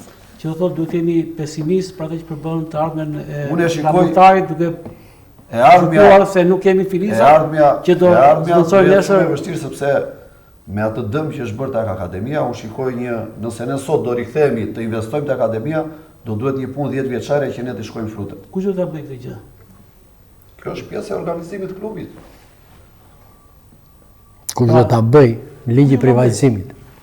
Po vetëm aty e shikon në çelësin. Atje shikoj çelësin e çdo gjë. Pse? Ka një logjik, ma dëgjojnë çik. Dakor, dhe atë nuk ta. Ka një logjik. Nëse do të bëhet ligji i privatizimit, futbolli shqiptar do ta udhëheqin vetëm presidenti, i cili me një status të veçantë, një herë në 2 vjet bëjmë përzgjedhje, i cili kush do jetë kryetar. Pra bëhet shkëputet çdo gjë nga federata. Dhe këta kur e udhëheqin futbollin shqiptar, presidentat nuk kanë interes t'i bëjnë dëm njëri tjetrit. Se sot jam unë president, nesër do jetë tjetri president, detyrimisht fillon akmarrja nëse do ketë padrejtësi. Pra detyrimisht futbolli duhet bëhet profesionist. E para e dyta, mund të kemi të drejtë për problemin e akademisë, por ka një gjë. Padyshim duhet bërë ekipi i parë, i mirë, që detyrimisht të marrësh lojtar dhe pastaj ti futesh brenda në ekipin e parë nga akademia. Sepse në këtë gjendje që ishte Vlora, gjatë gjithë kohës, në fund, nuk e promovon dot një lojtar të ri. Se asnjë trajner nuk merr guxim të fusë lojtar të ri, promovoj lojtar të ri. Një sekond konkret me një lojtar që ishte te Labria U19. Nuk ka lidhje me këtë që po them unë. Nëse ka menaxhim të dur, nëse ka njerëzit e dur dhe menaxhimin e dur, nuk do të thotë që ekipi i parë duhet të shkëlqejë dhe ti të kesh transferim lojtarësh. Sot kohrat kanë ndryshuar, transferimi bëhet edhe nëpërmjet po themi platformave të ndryshme, të skautimit, të menaxhimit që merren vetëm me marrëdhëniet e klubeve dhe ndjekjen e lojtarëve nëpërmjet të dhënave dhe statistikave dhe të ardhmës që mund të ketë lojtar. Unë jam dakord me atë që po thoni ju që është shumë e rëndësishme që ne patëm një lojtar, Lushaj që domethënë lojtari i talentuar dhe nuk e merrin dot guximin për ta futur sepse Vlora ngeli në fund dhe nuk të zgjidhte dot Lushaj. E kam këtu fjalën, të paktën për ta promovuar këtë lojtar në ekip parë. Po padyshim dhe nëse ke lojtar mund të vallëzosh, mund të bësh nëse një klub është profesionist etj. Po pa privatizim këtu tek ne që futbolli të bëhet i pastër. Unë po them një gjë ty. Futet 2 lojtarë të rinë në një ndeshje e cila është e bërë, ndeshje e cila është e lënë. Do ta fitosh lojtarin? Jo, përkundërsi. Ka që më dëm, më keq akoma. Vasil, si u përfshive ti në ekipin e parë, duke marrë rastin shembullin tënd? Si erdhe, si u shfaqe, si u prezantove? Kështu në mënyrë të papritur, një ditë të bukur apo një mëngjes apo një bazë të bukur? Jo vetëm unë, po të gjithë kemi ardhur në akademi. Atëherë si, në çfarë formë? Padyshim në akademit kemi ardhur dhe kemi luftuar me mbretër futbolli që kanë qenë aty. Kanë qenë personalitete futbolli, kemi luftuar dhe kemi dalë. Domethënë, ja kemi arritur që të vemi deri atje. Ka qenë privat futbolli? Jo, një sekond. Jo, nuk bëhen krahasime të tilla. Ose bëj dot krahasimin të tillë, jo, mos i. Nuk bëhet krahasimi i tillë. Atëherë ka pas një gjë. them unë. Në atë kohë, në kohën tonë, ka pas vetëm 4 ekipe. Futbollin. Sepse na futën në një temë tjetër cila do na nxjerrë në fund. E di se do na nxjerrë në fund. Kishte Shtëpi Pioneri, ekip të rish, para të rish dhe ekipi i parë. Pra ekipet e mora, ekipet e zinxhir. Jo, 4 ishin. Edhe shkolla sportive. Tani dëgjojmë një sekond. Në këto 4 ekipe, secili ekip nga 20 veta ka, konkurenca ka qenë shumë e lartë. Dhe detyrimisht përzgjedhja ishte shumë e mirë. Pra ai që ishte më i miri përzgjedhte shkollaj. Tani më i miri e di me Stërvitet. Me 30 që s'dim futboll. Më i miri Stërvitet me 30 lojtarë që s'dim futboll. Çfarë pretendon ti? Që këtë lojtarë ta arrisin nga ana profesionale, ta bjem në ekip parë, nuk bëhet. Arjen, modeli i Bylis. Privatizimi çka ka? Të lutem. E di çka ka privatizimi? Që unë me të rinë do mbaj vetëm 15 lojtarë. Dhe 5 do i marr nga para të rinë, para të rinë do i marr nga fëmijët dhe më të talentuarit. Nuk do marr tek ekipi të rinjve 30 veta. Nuk e marr do 30 veta. Ky është privatizimi, sepse unë ata që do rris, ca do t'i mbaj vetë, ca do t'i shes. Do investosh në vijshmëri. Patjetër.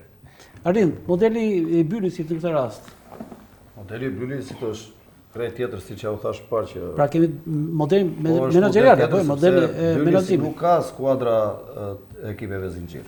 Bylis ka U19, ekip B dhe ekip parë. Pra nuk arrin që të ketë. Si krijon këto ekipe? Atëherë nëpërmjet skautimit bëhet një skautim shumë i mirë me njerëzit e dur që shikojnë element në mosha relativisht vogël 15-16 vjeç. Presidenti ka në dispozicion një hotel për akademin dhe elementet, po flasim për elementet shqiptare, se nuk duhet të futen tek lojtarët e huaj. Për shembull, sot ne kemi në skuadër tek U19 që ndodhen superiore, mund të jenë 5-6 element shumë mirë që janë gati për 2-3 vjet do të jenë lojtar kryesor të ekipit parë. Pra, është një punë që fillon 4 vjet. Nuk është një punë që ti e shikon lojtarin kur arrin të shfaqet e skuadrës e parë, që ai është viti i parë që merr pjesë. Pra është një punë 4 vjeçare, pra përgatitet lojtari për 4 vjet dhe pas kur vjen momenti dur, arrin të luajë dhe të shërbesi trampolin. Pra është një strukturë krejt tjetër. Kurse flamurtari ka kapacitetet, burimet njerëzore, ADN-n për ta ndërtuar akademin, për ta filluar nga mosha 6 vjeç ekipet zinxhir deri në moshën U19. Nuk ka nevojë flamurtari të kërkojë të shkojë lojtar jashtë qytetit Vlorës. Problemi është që duhet filluar investimi në moshat e vogla. Dhe kush do ta bëjë këtë gjë? Po klubi, pra gjithmonë klubi është pjesë e detyrimeve të. Por sot nuk e ka në filozofit vet. Ndoshta do vi koha, do vi momenti, por për momentin aktualisht nuk kemi një organizim të tillë. Është për të ardhur keq. Atëherë, Leli, Vangel, për këtë pjesë? Shiko, kjo është temë shumë e gjerë dhe ne kemi diskutuar shumë herë edhe në emisionet e tjera, në studio ndoshta të tjera. Është shumë diskutim kjo punë, po nuk është problemi dhe nuk është ideja që neve të shpikim dhe të bëjmë diçka të re. Shembujt janë sa të duash nga eksperiencat botërore. Në qoftë se neve duam që me gjithmonë të ndërtojmë një akademi apo të ndërtojmë futboll, ose të rindërtojmë futbollin në Vlorë. Sepse për hir të së vërtetës futbolli ka rënë në rënje të lirë, është në rënje të lirë. Atëherë le të zgjedhim një nga modelet. Modelet mund të kesh në Itali, mund të kesh në Spanjë, mund të kesh në Hollandë, mund të kesh modeli Ajaxit. Mund mos me përplotësosh kushtet 100%, por mund të kesh disa gjëra të tjera, po si ide ato janë. Problemi është që neve na mungon venda e parë. Ky është problemi që kemi neve. Neve s'kemi fusha futbolli akoma. Është keq për ta thënë, po jam thuaj mua ti sot, flamurtari me gjitha moshat, unë vetëm në një fushë të rritje, që është fusha të PVC-s. E kupton? Atëherë është e kohë që të flasim për një akademi të mirëfillt, nga 6 vjeçar deri tek ekipet B apo ekipet e para. Pra ne kemi shumë deficienca. Ne kur flasim për akademi, ne themi që kemi akademi. Po ne realisht nuk kemi akademi. Mos të gënjejmë veten. Ne kemi disa ekipe, vinë ata futbollistat e vegjël ose të ekipet mëdha, paguajnë 5 lekë normal që paguajnë nga ata trajnerët dhe ata duan të jetojnë. Më kupton? Pra është diçka shumë e dobët. Duhet i pranojmë ca gjëra t'i themi në emrin e vërtetë. Atëre, Ata janë përruar të gjithë, edhe ata çunat që punojnë me ata. Sa i kushtoi klubit ai spanjolli? Jam kurioz. Ai lojtari spanjoll sa i kushtoi klubit flamurtarit? Në aspekte financiare. Sa të duash. Po nuk mund të ndërtoj një fush me ato lek, nuk mund të investojshin dhe të shpenzojshin më mirë ato para. Dakor. Flas. E pra, se s'kemi fusha. Po janë gjëra shumë të thjeshta profesor. Mjafton të kenë dëshirën, sepse në moment që financat, shqyqyr zotit nuk mungojnë, atëre mund të bëjmë gjëra shumë mira. Po kemi shkua e ardhme, them qa kam. Unë pola se qa kemi realisht. Qarë do kemi që nesër e tutje është tjetër model. Se tham tani se si mund ndërtojmë një akademi. Unë e kuptoj që fillon akademia, fillon nga infrastruktura. Nuk e kam direkt me t'jur, atë që me le ti më ndihmon. Po bëjmë diskutim, nuk është se kemi në njërë me tjetërin, për kundrazi. jemi për të diskutuar këtu dhe për thënë ato që mund të themi dhe që mund të ndikojmë. A pra, unë do të them që nesër e tutje, qarë do bëjmë? Një shembull është ai këtë ti. Po sot ne kemi këtë gjendje. Po nuk është sot kjo gjendje, ka vite. Sigurisht, pra flas sot, erdhën deri këtu. Le të mblidhet akademia, le të mblidhen ata, të krijojnë ide, të krijojnë digjon. Çdo mujt i kanë. Nuk ka nevoja që t'japim tani të bëj filozofin ti apo unë të bëjmë profanin. Çdo mujt i kanë, nuk kemi shpikur asnjë gjë, i kemi gati. Po të duam i marrim shembull. Kur kanë filluar trajnimin, më falë që të ndërpres, kur kanë filluar trajnimin, ju keni qenë drejtor akademie në Mosgaboj, profesor Vasili ka qenë shumë afër, ishte pjesë themelore e organizimit të akademisë, dhe mbaj mend që kemi pasur një brez të jashtëzakonshëm dalltindja 2003-2004 që shumë mirë të dy mund ta kujtoni, dhe dini shumë mirë çfarë pune keni nisur ju me atë brez dhe më pas e mora në dorëzim, dhe për fat të keq nuk u menaxhua siç duhej më vonë.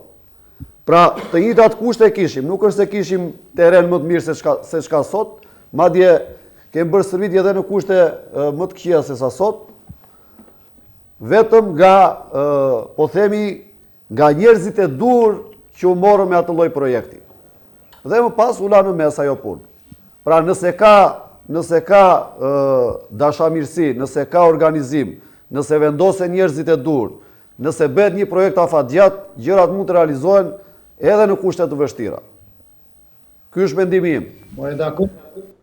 Jam dakord unë me ato. Po ne nuk i kërkojmë njeriut dhe askujt që të bëj herojin. Ne flasim që të ndërtojmë një akademi në kushte normale siç i ka gjithë bota.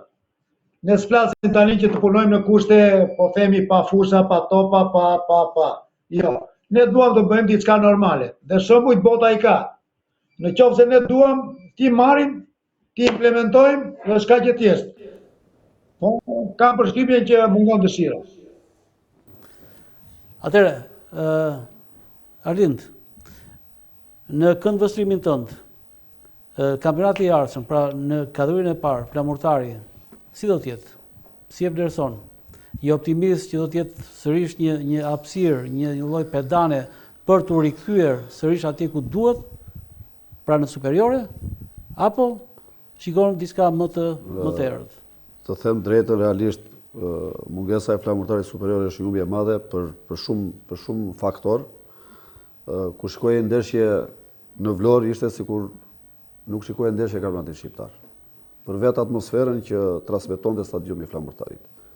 Do të ishte nga të paktat fusha duke futur dhe ndoshta Vllaznin Shkodrën që kishte pjesëmarrje tifozësh. Pra unë si trajner besoj lojtarët akoma më shumë kishin kënaqësi të luanin në stadiumin e Vlorës dhe stadiumin e Shkodrës, janë dy nga stadiumet që ndiqeshin më tepër në aspektin e spektatorëve. Dhe historikisht janë dy stadiume të cilat kanë patur këto karakteristika. Mendoj se është një humbje e madhe për këto faktorë që unë preka.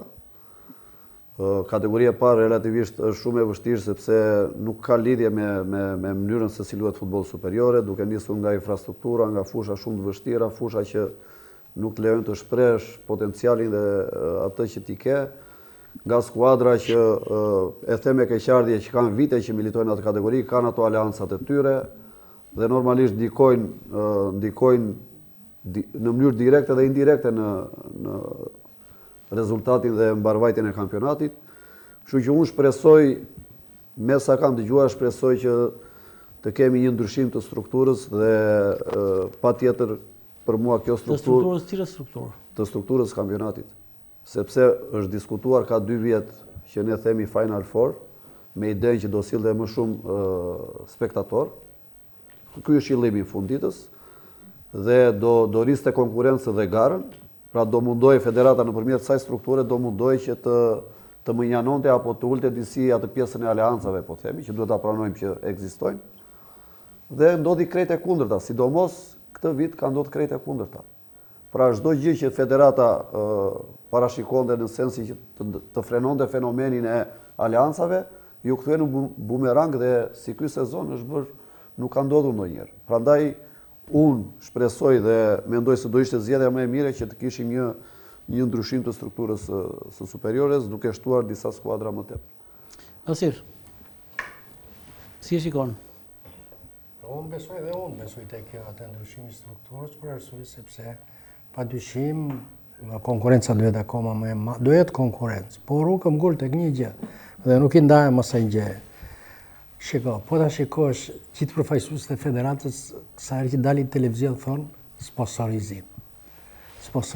Kanë qef ata, vdesin të sponsorizohen këta të federatës. Ngordin se janë roktar, janë gjithë atje, marrin rogën edhe kanë qef të sponsorizohen. Privatizim. Nuk ka gjë më të bukur. Dhe do shikoni se sa bukur dhe sa mirë do të bëhet gara. Dhe bëhet me sa duhesh ekipe. Do jetë gjëja më e bukur që do ketë. Asir, futbolli do jetë i vërtet në atë kohë. Mjafton investimi si një anë e rëndësishme për të stimuluar, për të strukturuar, për të formësuar ekipin që duhet? Më mirë është administrimi se sa investimi. Më mirë duhet administro se sa të investimi. Pra është pjesa e dytë. Është ajo që tha Arlindi që në fillim. Bashkangjitur ato dyja. Në mënyrë instiktive ti shkove atje tek logjika që me cilën Arlindi u fut që në fillim të bisedës, pra 60 me 40%.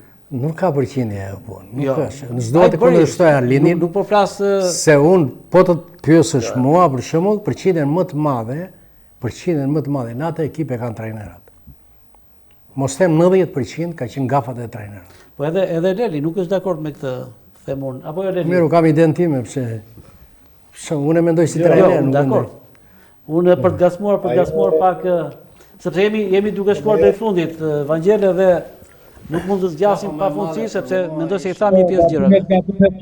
Që nga menaxhimi, që nga në fillim dhe pasaj e pasuan gjithë trajnerat që erdhën, sidomos 2, se ata s'po I zë ata të fundit të 2 çuna tanë sepse I mbeti pjesa e fundit. Po gabimet, sidomos gabimet e Moriero, ka I 5 ndeshje dhe I pari, Garcia. Moriero kishte këto që të bënte ndryshim. Për mua veproi jashtëzakonisht gabim.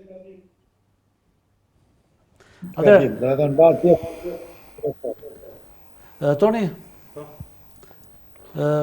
për ta përmbyllur, pra çfarë pret ti si gazetar, si njohës I futbollit, I sportit? Unë jam dakord me Arlindin. Kategoria e parë është shumë herë më e vështirë për mua se sa Superliga. Për shumë arsye. Ekipet që ke përballë, fushat ku do të luash, është ndryshe veç luash në Shkodër dhe është ndryshe me gjithë respektin veç luash në Burel. Pa thënë ekipin apo nuk që jemi problem me Bylisin në kampionatin e jashtëm. Veç luash me Bylisin shumë herë mirë se veç luash Burel. Po shkak se trajneri tjetë Arlindi apo të shpresoj. Edhe këta do vënë në Burel. Nuk kam gjë me ekipin, por terreni aty është, kam përshtypjen është nuk të le të ruash, nuk le të bëj. Pastaj bashkohemi prap edhe me Vasil, Bresov Vasil me Arlindin duke shpresuar tek ndryshimi I strukturës. Ka kohë që flitet me kadrën e skuadra, nuk e dim sa do realizohet, sa do bëhet. Megjithatë, sido që të jetë, do luash në Super League, do ndryshoj sistemi, do bëhet kampionati me 14, do është kategoria apo jo, unë mendoj që puna flamurtare e sezonit të ardhshëm duhet të fillojë që tani. Atëherë, dhe një hapësirë e shkurtër me insertet që kemi në këtë moment dhe që do na I servir regjia. Ranga kategoria. Po, ranga kategoria u arrëvodhje për atë për Flamurtari. Sa di çato? Nuk i bën mirë qytetit, duhet jetë në Superligë apo jo? Po vëlla. A e lozi Flamurtari? Lozi mirë, se po. Po për aty pse s'e dha arbitri? Se ti di me këtu të ka kaluar. Dora duhet më të tash këtu ka dhe diçka tjetër. Sipas jush kush e ka fajin, arbitri, trajneri apo presidenti? Arbitri, trajneri, të gjithë këta, po arbitri pa të faj. Është gol për aty e pa diskutueshme. Ai rak të vajta të gocë. Megjithatë nuk duhej lënë për momentin e fundit. Po, absurd. Ai radhë këta, po. Dhe keq lora, është tu për vlorë, për të vlorë këtu. Është shumë turp. Nuk do apo jo. Ka grë buk në përfira ta që hajnë po starade për vlorë më të mira. Rroga gjithë. Turp i marrë për vlorë. Pse se ka dhe gomarë vlora, bled do bisha atë. Po kërë, Vasil Ruci nuk u dini lojtari i jo, po në vlorë, për të ziu, në vlorë. S'ka lojtar plonjat. Nuk ka dhe jatë, vla. Nuk ka dhe jatë. Që të gjithëve bashkë është. Që të gjithëve bashkë. Je dakord me këtë përgjigje që po të jam gjatë. I të gjithëve bashkë është. Marrin futbollistët të huaj aty e djonja sa për të paguar parat. I të gjithëve është faj. Edhe jam shumë i revoltuar, unë me origjinë jam nga Pogradeci, po kam 35 vjetë që jetoj këtu. Në Vlorë edhe kam pasur shumë a shumë Flamurtarin, po është dobët shumë. Edhe ka shumë vështirë për të hyrë në kategorinë superiore. Ja po va them Pse unë. ka ardhur? Si e mendon? E ka të vështirë se nuk ka, ore duhet të ketë futbollistë valla, që të ikë të çaj futbollistë. Çfarë? Do të thënë është menaxhuar keq. Keq o pasi? Keq. Ne se jemi helmuar në zëmër nuk duam. Pse? Bjerë Vlora, me gjitha histori bjerë kategori të dyta, tretë Çfarë fare. do të thotë kjo për vlonjatët? Më trego pak. Pa Si ka qenë përgjegjshmëri, Flamurtari dhe si është tani? pa përgjegjshmëri e bashkisë edhe ati i kje drejton. Ja këtë do të themu, ne më shumë e ati i kje drejton kush e ka ata. Pse ka ndodhur? Pse vijnë këto gjëra? Si e mendon ti? Bëjmë biznes, po jo të ndershëm. Se çdo gjë biznes është tani. Është edhimshme historia Flamurtarit? Shumë edhimshme, shumë edhimshme. Në gjykimin tim së jam tifoz i vjetër, 50 vjetë më shumë. I Flamurtarit, e kem parë që në vitet 70, mos e më përpara. Ka ardhur në rënje. Po tani këto vite e fundi u shkërtua fare, pra ishte bjeri para 10 vjetë që ishte konkurrente për kampion. Flamurtari është kot. Pse? E di pse? Sepse ata janë njerëz me setër, të luftojnë, losin tamam ashtu.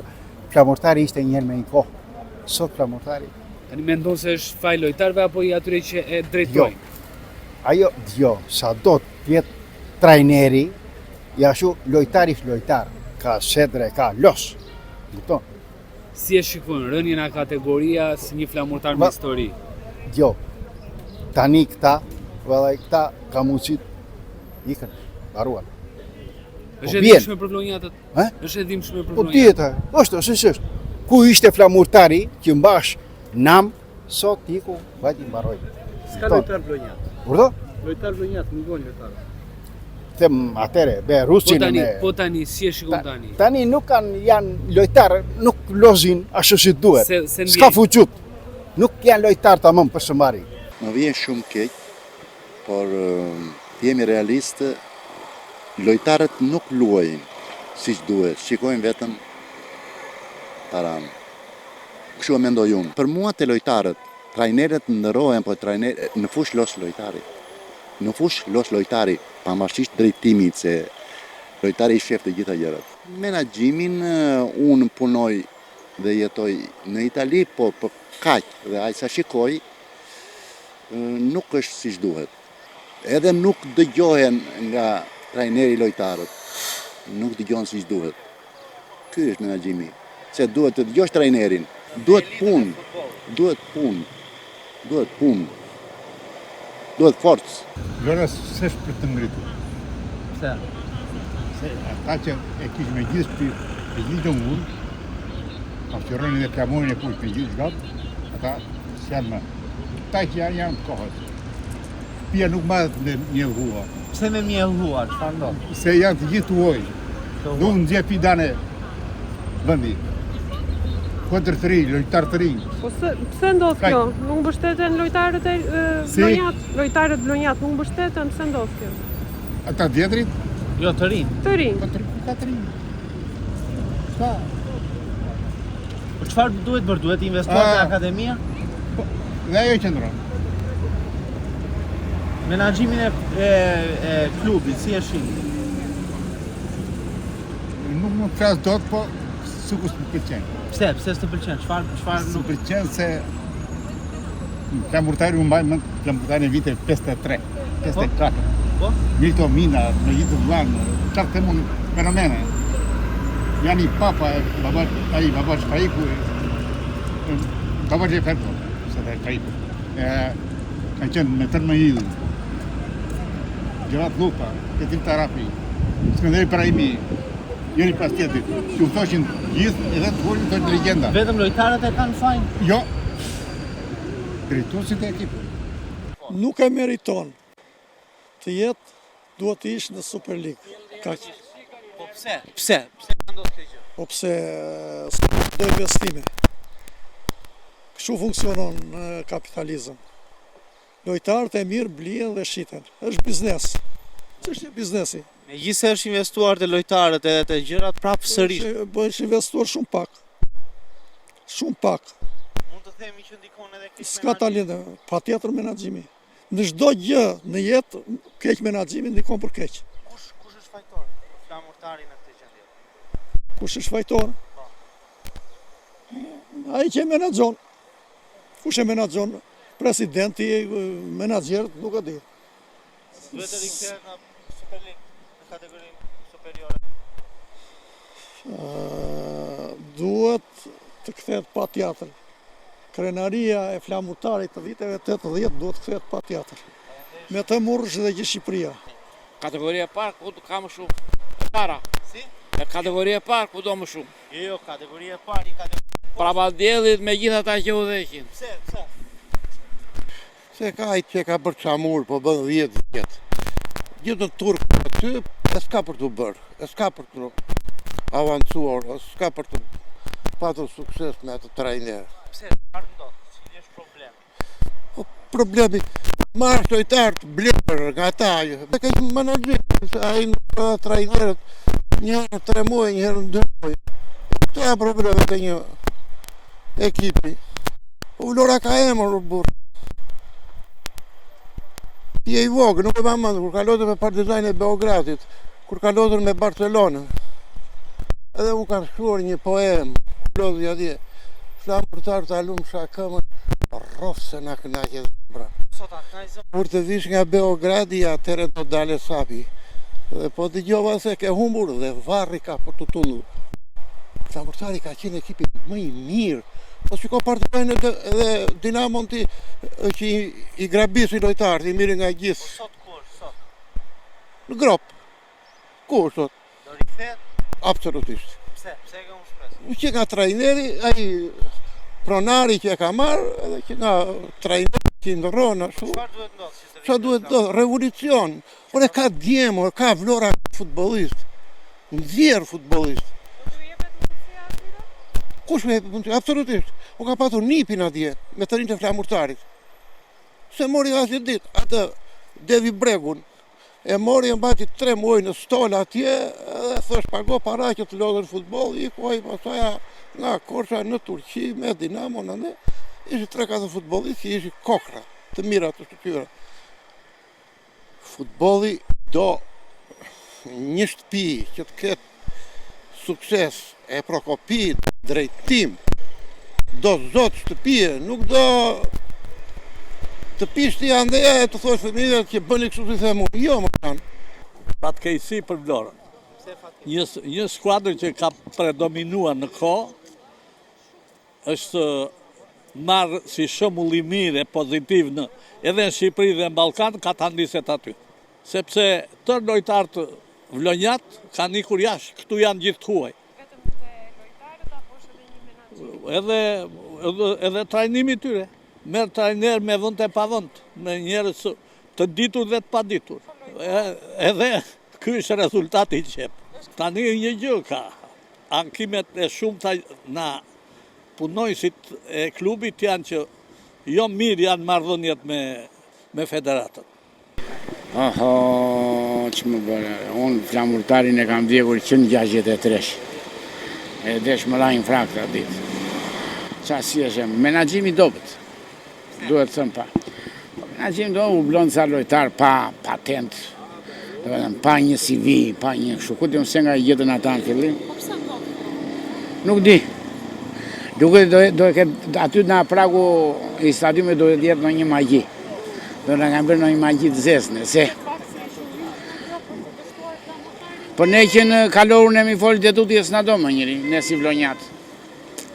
S'na do një, se nuk ka një shpjegim që gjithë jugu të jetë në kategorinë e dytë. Që në Rogozhin e lartë janë në kategorinë e parë dhe janë përluet futbolin në për provinca. Atje ku ka qenë që futbolit të zhdojnë toni në Vlore, në Gjirokastre, në Berate, në këto, në Fjere. Unë se mbaj mëndë. Unë jam 7 qa vjeç. Qarë duhet bërë aty, duhet ullur pleqërisht, duhet ullur me jongullëm, të diskutohet mirë, dhe mos ta diskutojnë ata që janë aty, po të thresin dhe mëndjet tjera. Se ata që janë aty kanë shteruar ato punë. Na ka në qotrurin, që na drejtusët, që drejtojnë flamurtarin, po dhe ekipi, s'ka në gjak. Se drejtusët? Po drejtusët, si njerë u japin lekën, njerës u japin lekën, të punë, mendojnë.